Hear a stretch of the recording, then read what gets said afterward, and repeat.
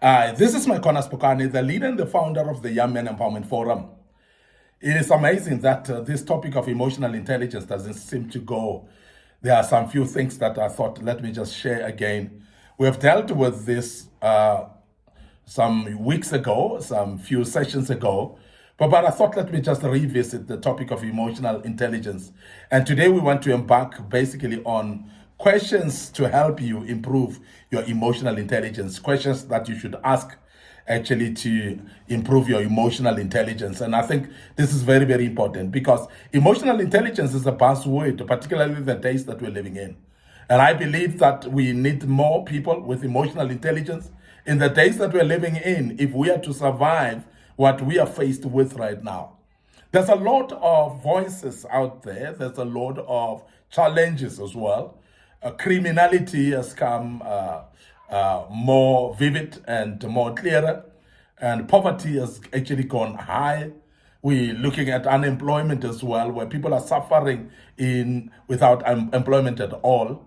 Social ills like drugs, addictions, and so on. We are seeing them in our communities.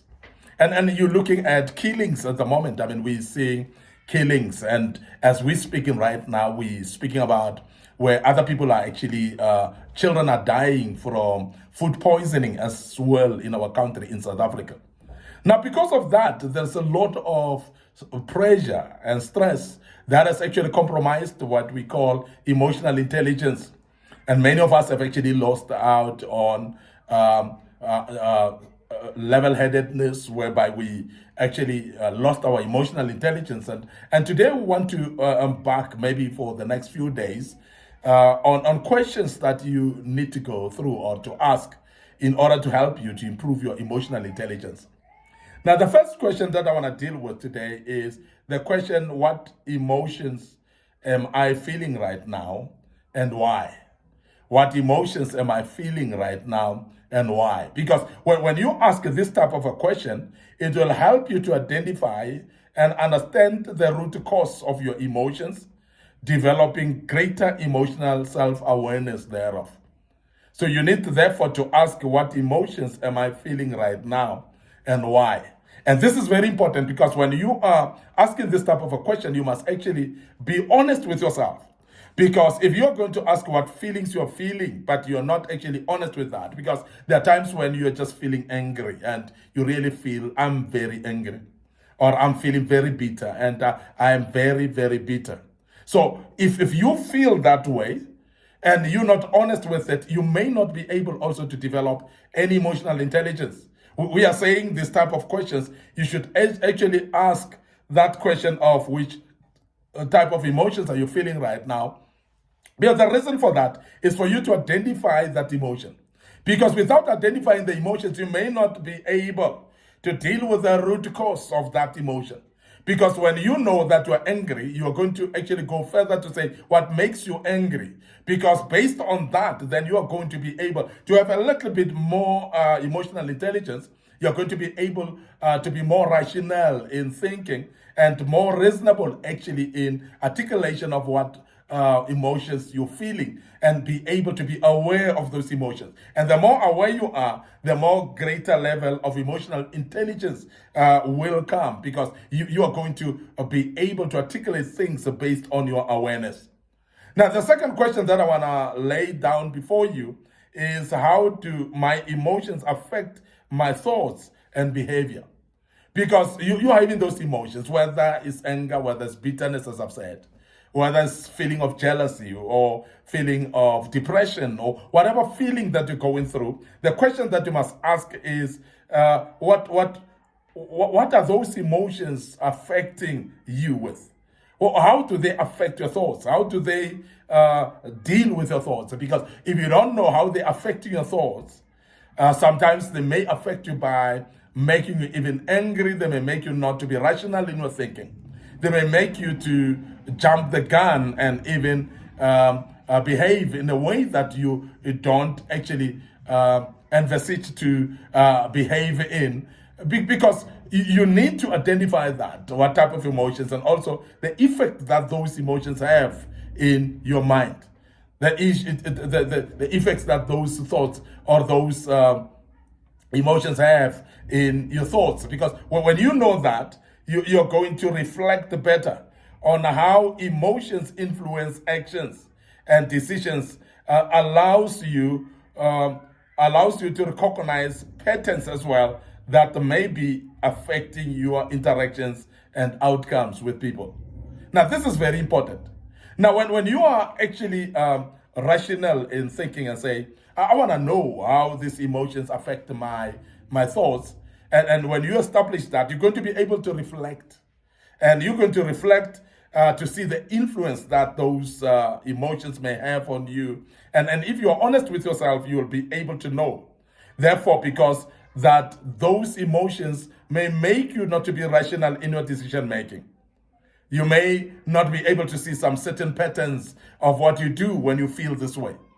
Now, when you are putting these questions on the floor and asking yourself, and therefore analyzing of those type of questions that are actually bringing rationality in your mind, like this particular question of how do how do my emotions affect my thoughts and behavior? You're not going to be able that I'm behaving this way or I've behaved this way because of my emotions, because of how my emotions affected my thoughts. So you need to identify that. You need to make sure that you analyze from the word go. And then you would know that certain actions and behaviors, they are actually being brought about by how your emotions are affecting your thoughts. Now, the other questions that I would love to urge you to look at as a young man in this regard of improving your emotional intelligence is a question that speaks about what are my emotional strengths and what are my emotional weaknesses. Because also you must actually make sure that you analyze those emotions and look at your strengths and your weaknesses as well. Because there are those that are having more weaknesses in their emotions than strengths, and therefore their life is the way it is because you have actually allowed negative emotions and weaknesses in your emotions to an extent that they've affected you and actually never allowed you to progress in your life. Many people are stagnant where they are. They're not actually progressive. And the reason is purely because they've allowed emotions to overtake them. They've allowed emotions to put them at a corner where they cannot actually think straight. They've allowed emotions actually to put them at a place where they cannot actually think straight. Now, if you are there, you must actually understand what are the strengths that you have in your emotions. Are you able to control anger? Are you able to control your bitterness? Are you able to control the feelings that you have, the depression that you have? Are you able to rise up above it? So all those positives or their strengths that you have, and you must recognize that. There are those weaknesses that would make you analyze and understand that sometimes you're overpowered by anger. Sometimes you behave this way when you are angry. And that is the weaknesses. You must identify that. Because that will make you understanding your emotional strengths and areas for growth as well. You'll know what to grow. You'll know what to improve. You'll know how to get better. Because it's very important that you identify that so that you can grow. Because it's crucial for self-awareness, allowing you to leverage your strengths and address your weaknesses as well. Very, very important. So it is very important that you understand what your emotional strengths are and what your emotional weaknesses are so that you can be able to address them. Finally, I would say the question of what triggers strong emotions, emotional reactions in you, you need to know. What is that triggers strong emotional reaction? Because most of the time I'm let down, maybe as an individual by certain emotion. I must be able to say what triggers it. I must be able to identify the trigger so that I can be able to avoid that trigger, to manage that trigger, to walk away from that trigger. Because if you don't know what triggers those strong emotions, you may not be able either to deal with that. Now, identify emotional triggers. It helps you to anticipate and to also manage situations that they may provoke strong emotions from you and strong emotional responses as well. So enabling greater self-control as well as a result.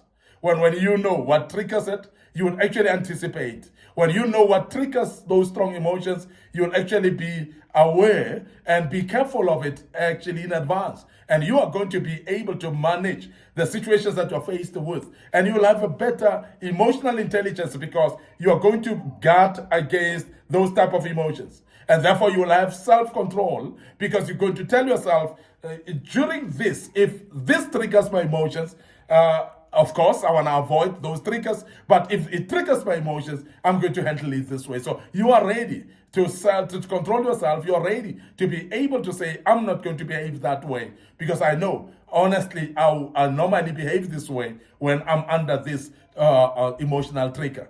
Now, the second thing, as we have said also, is avoiding emotional triggers from the beginning is very important. Because if you avoid those emotional triggers, then you will not actually be at a point where you're having these strong emotions that makes you not to become rational in thinking when you are attacked by those emotions. This is very, very important. And I want to emphasize that these are questions that you need to ask yourself. I'm done here. We will move to part 2 tomorrow of this great topic, and I hope that it helps you to manage your emotional intelligence through these questions. These are questions that you must ask yourself to have a better emotional intelligence. And we will go to part 2 tomorrow. But before we check out today, remember our Facebook page, Micornus Phokane, our Facebook page, Young Men Empowerment Forum. So please like and follow us on those Facebook pages. Remember our YouTube channel as well under Young Men Empowerment Forum. We recommend that you subscribe to the YouTube channel. There are a lot of materials that were posted in the past that may help you in a big deal. Don't forget our TikTok account as well. Please share our TikTok account and the materials that are there with many other people of your friends and colleagues as well. You may share it through WhatsApp. You may share it through Facebook Messenger as well. And the good Lord will bless you as you do that. Allow me to check out right here and say till we meet again tomorrow with part 2 of this great topic. Cheers for now.